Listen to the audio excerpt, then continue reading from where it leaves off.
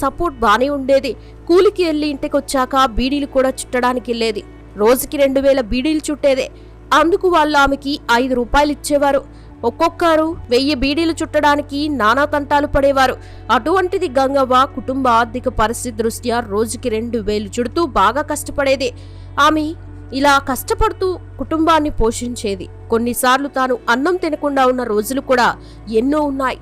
పిల్లల కడుపు సంపేది కాదు, తాను కడుపును సంపుకొని ఆయన ఆ పిల్లలకి మాత్రం అన్నం పెట్టేది. ఒకసారి గంగవ్వ భర్త గంగయ్య దుబాయ్ వెళ్లి పని చేసుకుంటానని చెప్పాడు. అందుకు 50,000 రూపాయలు అవసరమని చెప్పాడు. ఇక అక్కడ ఇక్కడ అప్పు చేసి గంగవ్వ 50,000 రూపాయలు తెచ్చి భర్తకి ఇచ్చిందే. ఇక భర్తను దుబాయ్కి పంపించిందే. దుబాయ్ వెళ్లిన గంగయ్య పనిచేసి 1 రూపాయి కూడా ఇంటికి పంపేవాడు కాదు. సంపాదించిన డబ్బంతా తాగుడికే ఖర్చు పెట్టుకునేవాడు. అప్పు ఇచ్చిన వారేమో డబ్బులు అడుగుతున్నారు, మరి భర్తనేమో డబ్బులు పంపడం లేదు. గంగ